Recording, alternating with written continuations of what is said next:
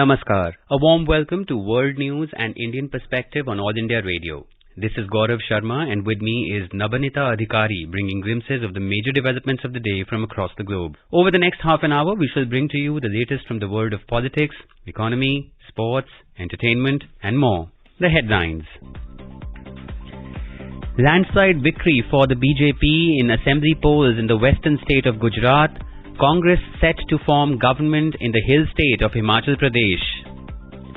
Prime Minister Narendra Modi says public mandate received by BJP reflects aspirations of New India.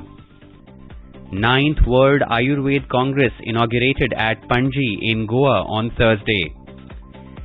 Threat of nuclear war increasing, says Russian President Vladimir Putin. Dina Boluarte assumes office as the first female president in Peru. BCCI announces schedule for the upcoming Border Gavaskar Trophy and limited overs home series against Sri Lanka, New Zealand and Australia in January and February 2023. And FIFA World Cup 2022 quarter-final stage kicks off on Friday, Brazil to take on Croatia in the first match.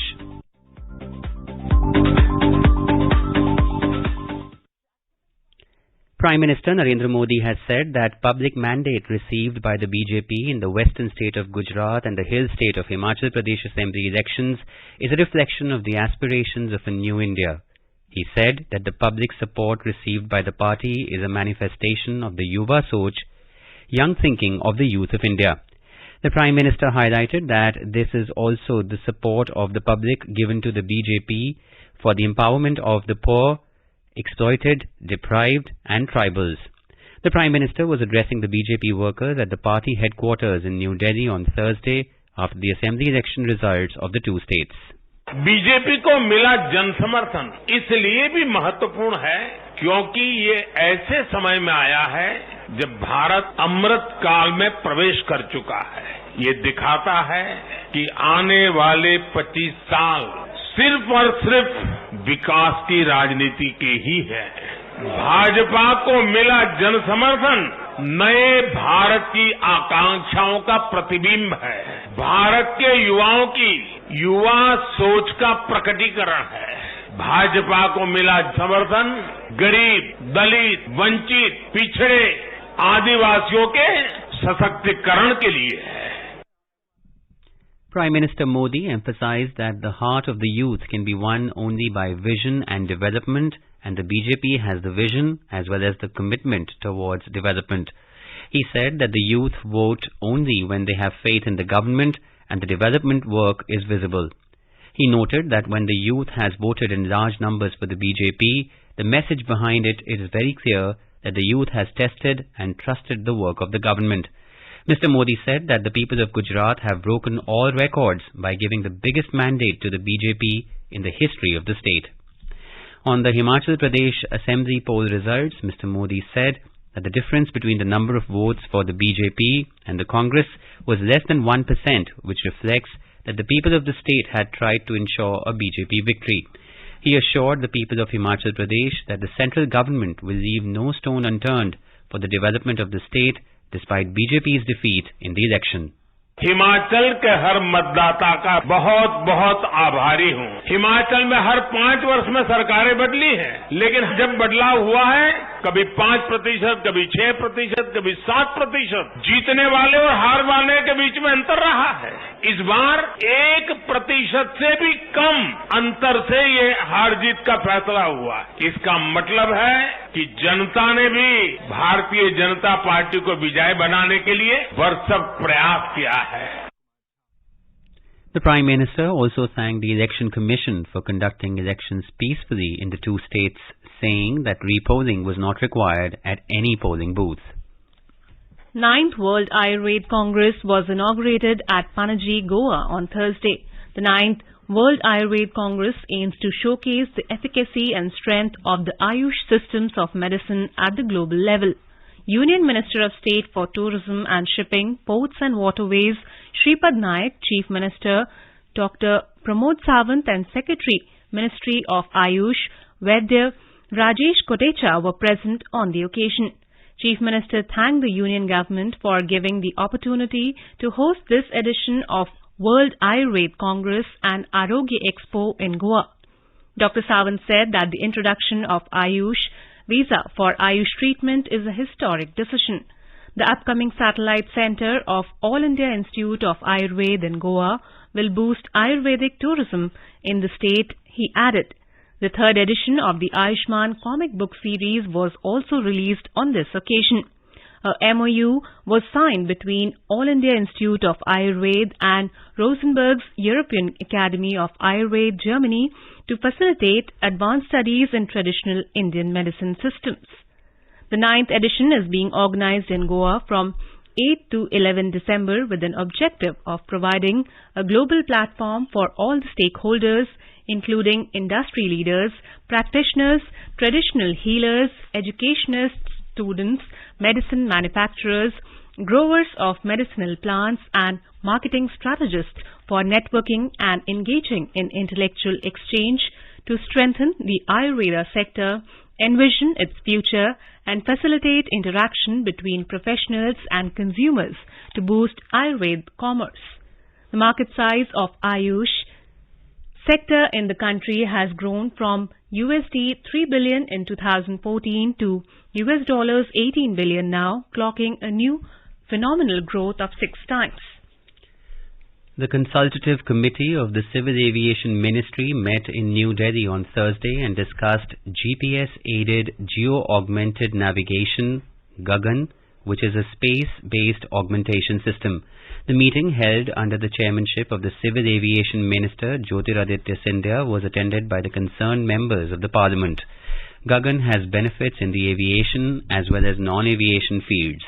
In the aviation field, GAGAN helps in designing more efficient routes which can result in fuel savings. In the non-aviation field, the GAGAN system helps in disaster management as early warning messages can be broadcast on the occurrence of natural disasters, calamities and dangers for the safety of life. GAGAN can also enhance safety, mobility, regulation and enable payment applications. The Civil Aviation Ministry in a statement said that the Airport Authority of India, AAI, designs various types of landing approach procedures for various Indian airports. It said that so far, 51 GAGAN-based approach procedures have been designed for various runways of Indian airports.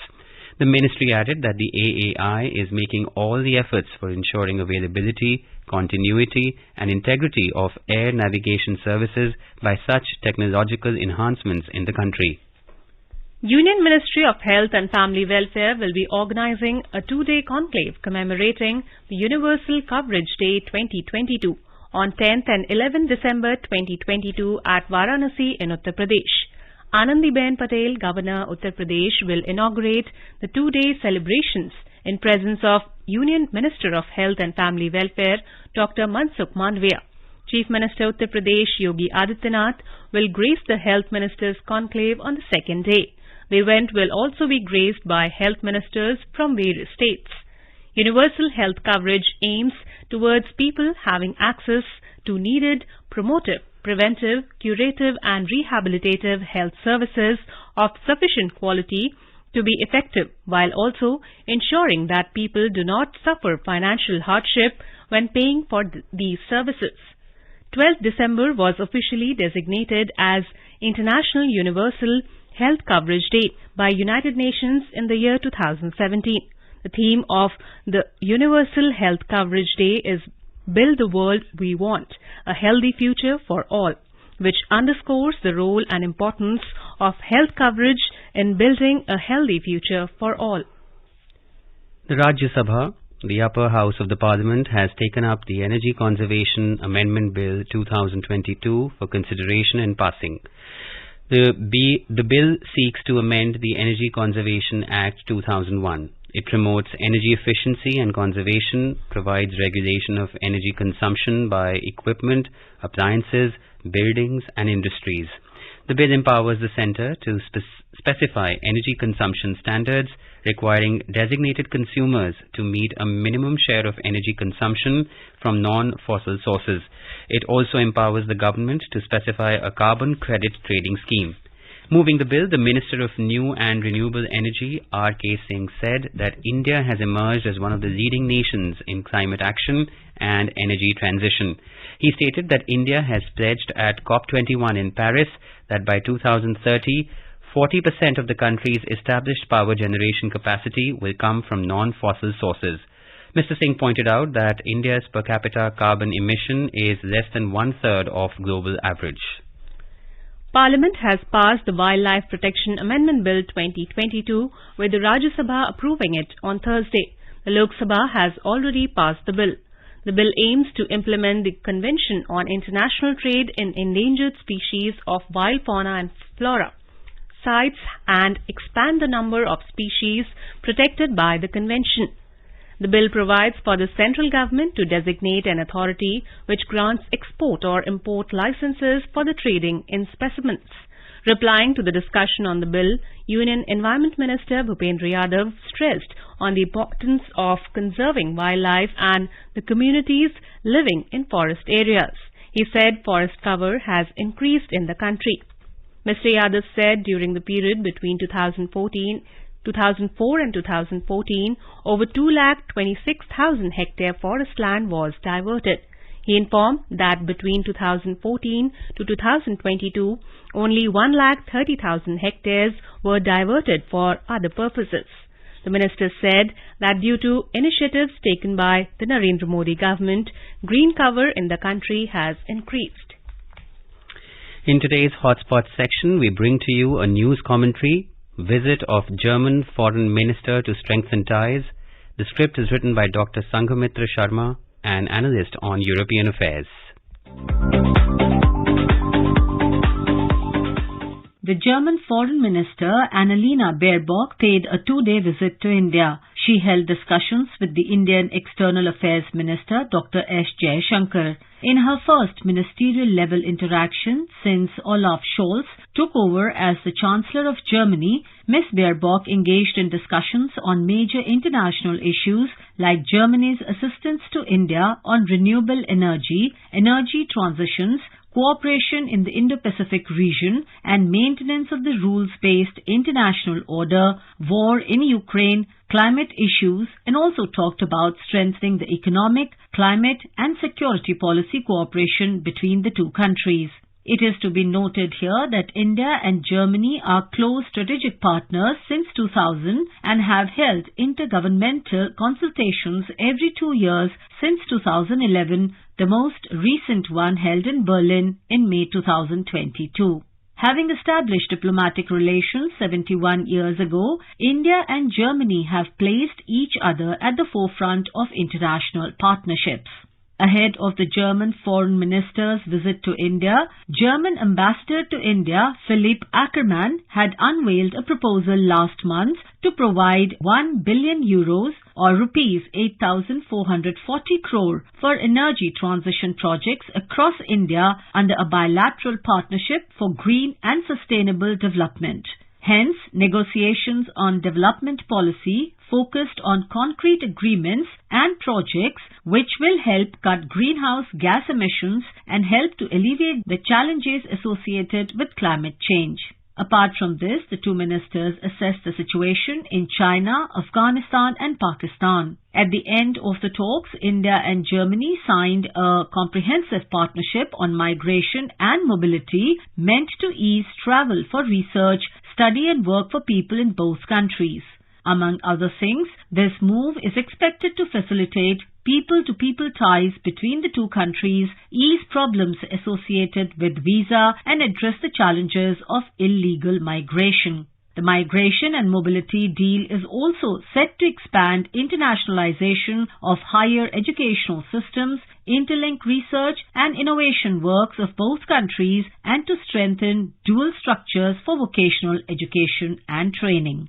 The German minister said that she had an open exchange with Dr. Jaishankar on the issues of human rights and democracy. It may be worth mentioning that India is a democratic and plural country. Human rights in India is much protected than anywhere else in the world. The Constitution of India guarantees freedom of expression to all Indians. While recognizing India's role as a rising economic power, Baerbock said she saw in India great potential for cooperation on economic and security issues. As a country comprising of mostly poor people, it was enlightening to see that more than 400 million people had been taken out of abject poverty in the last 15 years.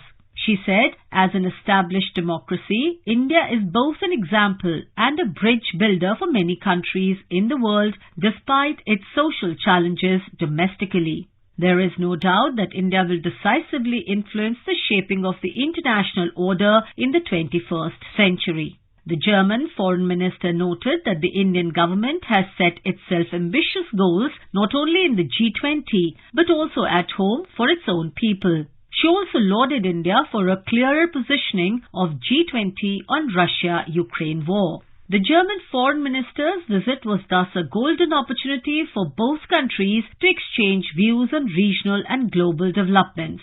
Both parties also reviewed India-Germany strategic partnership. The German government has also been very vocal about human rights, particularly those related to women. In this regard, Ms. Baerbock held meetings with representatives of civil society and non-governmental organizations. She also participated in the trilateral India Forum on the Transatlantic Foundation German Marshall Fund, which deals with cooperation in the Indo-Pacific region. The forum, held annually, is a meeting of American, European and Indian experts from politics, think tanks and business. Renu Kataria for World News. This is All India Radio giving you the world news. Russian President Vladimir Putin has warned that a threat of a nuclear war is rising. However, he insisted that Russia would not use its nuclear weapons first. Speaking at Russia's annual Human Rights Council meeting, Mr. Putin also said that the special military operations in Ukraine could be a lengthy process. The Russian president further said that his country would only use weapons of mass destruction in response to an attack. He warned that a nuclear threat is growing and it would be wrong to hide it. Mr. Putin also boasted that Russia has the most modern and advanced nuclear weapons in the world. The Russian president earlier insisted that Russia's nuclear doctrine only allowed for the defensive use of nuclear arms. In Peru, Dina Boluarte has assumed the office as the first female president. Her oath came in a day-long political development which saw her predecessor being detained by police and impeached by lawmakers. Boluarte, the country's former vice president, was sworn into the top job to become Peru's sixth president in under 5 years. The ceremony took place hours after a majority of 101 members in the 130-person legislative body voted to impeach President Pedro Castillo. The day began when the then-President Castillo announced plans to dissolve Congress and install an emergency government ahead of a looming impeachment vote by lawmakers. The United States has decided to expand its military presence in Australia to counter the rising threat of China in the Indo-Pacific region. U.S. Defense Secretary Lloyd Austin announced that a decision has been taken to upgrade airfields located in northern Australia so that a higher number of U.S. aircrafts can land there. He said that air bases in Australia will be upgraded in such a manner that they will be capable of stationing B-52 long-range heavy bomber aircraft, which is US's most advanced bomber aircraft. These bombers are built to carry out long-range heavy payload strategic nuclear strikes. The announcement comes after a meeting between Australia's Deputy Prime Minister and Defence Minister Richard Marles and Foreign Minister of US Penny Wong and US Defence Secretary Lloyd Austin and Secretary of State Antony Blinken in Washington, D.C. The United States has expressed concern over reports of political violence in Dhaka in the wake of events that took place on Wednesday, leading to the death of a person and injuries to several others. Expressing concern over the event, U.S. Ambassador to Dhaka, Peter Haas, called upon everyone to respect the rule of law and refrain from violence, harassment and intimidation. The U.S. Embassy also extended condolences to the families of those killed and injured in the violence. The statement further urged the authorities to investigate these reports of violence and to protect the freedoms of expression, association and peaceful assembly. Meanwhile, tension prevailed in the Naya Paltan area of Dhaka, where police cordoned off the office of the Bangladesh Nationalist Party BNP following violence. Police have registered cases against hundreds of people for the violent incident in which a person was killed and several others, including some policemen, were injured. After remaining closed for several hours, the road near the BNP office in Naya Paltan area was opened on Thursday, but the road had only thin traffic as people preferred to remain indoors in Dhaka as a tense situation prevailed in the city. Earlier, BNP Secretary General Mirza Fakhrul Islam Alamgir told media that BNP will hold its 10th December rally in front of the party's central office at Naya Paltan in Dhaka. However, he said that BNP will consider a suitable alternative venue if the government makes a proposal. Meanwhile, a BNP delegation is holding a meeting with the Dhaka Metropolitan Police Commissioner to discuss an alternative venue for the rally. Prime Minister Sheikh Hasina inaugurated the 19th Asian Art Biennial in Dhaka on Thursday. The month-long art show will showcase 712 pieces of artwork created by 493 artists from 114 countries, including 149 Bangladeshi artists. The art event will exhibit a variety of art forms, including paintings, prints, photographs, installation, performance art, sculpture and new media art created by the participating artists from across the globe. A two-day seminar is also being held as part of the biennial on the theme of home and displacement. In addition to the exhibition at the BSA, paintings from 42 master artists of Bangladesh will also be exhibited as part of the event. The biennial is dedicated to the memory of Bangabandhu Sheikh Mujibur Rahman, who conceptualized the BSA, which has been holding the event for several years. China has announced major rollback from its rigid approach to tackle COVID-19 that triggered nationwide protests and allowed people with mild or no symptoms to quarantine at home rather than at dreaded centralized quarantine centers. The directive, announced on Wednesday by the National Health Commission, also instructed officials to halt temporary lockdowns and end testing and health code requirements for most places and for domestic travel. Mass COVID testing, a key feature of government efforts to quell even small outbreaks, will be largely abandoned. The sweeping changes followed a meeting convened on Tuesday by Politburo, the top policy-making body of the Communist Party, strongly indicating that China is finally moving away from its zero-COVID policy. During briefing on Thursday, NHC officials also cautioned that the changes do not mean a total easing and giving up on pandemic controls. The Reserve Bank of India, RBI, has signed a currency swap agreement with the Maldives Monetary Authority under the SARC currency swap framework. This agreement will enable the Maldives Authority to make draws in multiple tranches up to a maximum of $200 million from the RBI. The agreement will provide swap support as a backstop line of funding for short-term foreign exchange liquidity requirements. The domestic share markets on Thursday witnessed modest gains. Both indices rose amid mixed cues from global share markets. The BSE Sensex finished near 62,600 points, while the Nifty settled above 18,600 level. A report from the business desk. The Sensex rose 160 points to close at 62,571. The Nifty also added 49 points to close at 18,609. Global stock markets traded mixed. Singapore's Straits Times Index gained 0.3% and Hong Kong's Hang Seng rose 4.4%. On the other hand, South Korea's Kospi declined 0.5%. Japan's Nikkei 225 fell 0.4% and China's Shanghai Composite Index slipped 0.1%. European shares were down in intraday trade. Oil rebounded after 4 sessions of decline. The crude prices boosted by hopes that easing anti-COVID measures in China will revive demand. In intraday trade, Brent crude was trading at $77.90 per barrel. Back home at the multi-commodity exchange, gold futures for February was trading at 54,090 rupees per 10 grams, while silver futures for March was trading at 66,390 rupees per kilogram when reports last came in. In the forex market, the rupee appreciated 5 paise to close at 82 rupees and 43 paise against the US dollar. Rangabashyam for World News.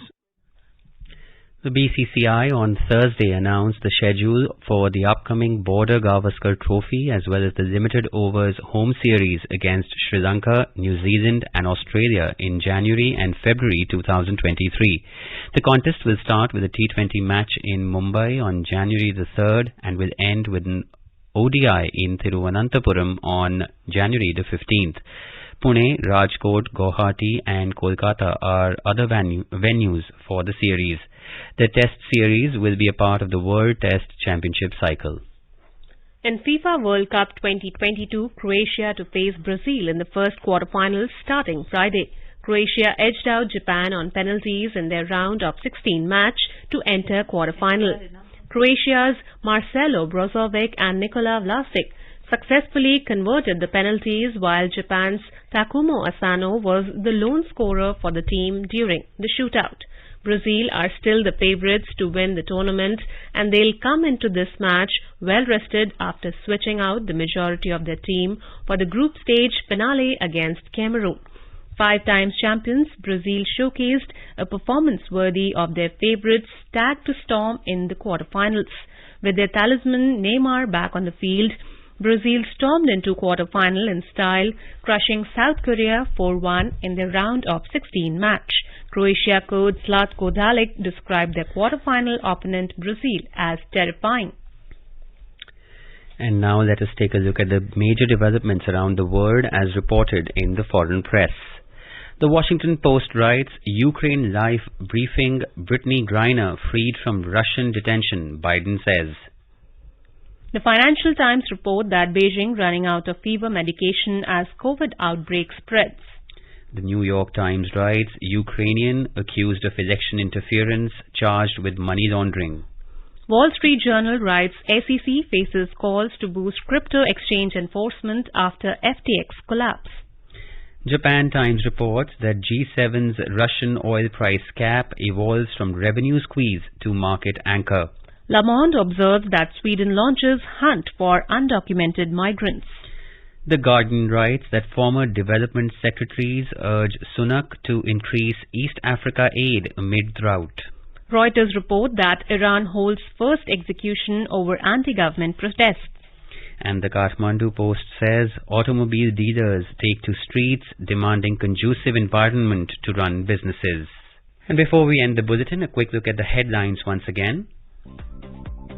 Landslide victory for BJP in assembly polls in the western state of Gujarat.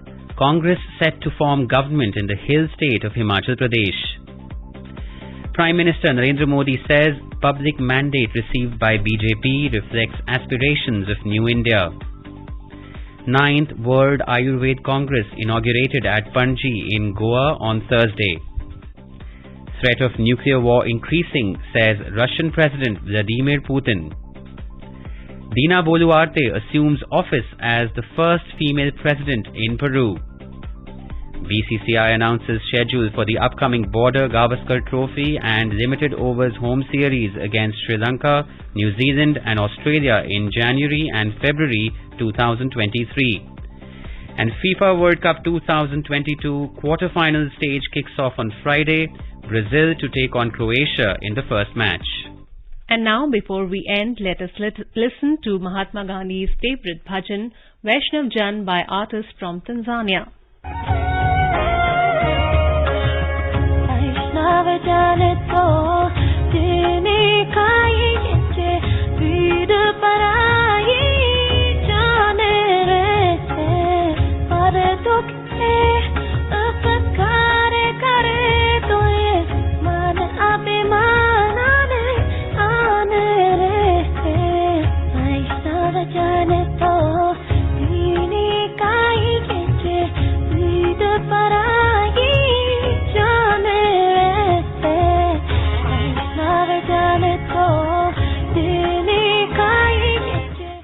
with that, we end this bulletin. We'll be back at the same time tomorrow with the next edition of World News.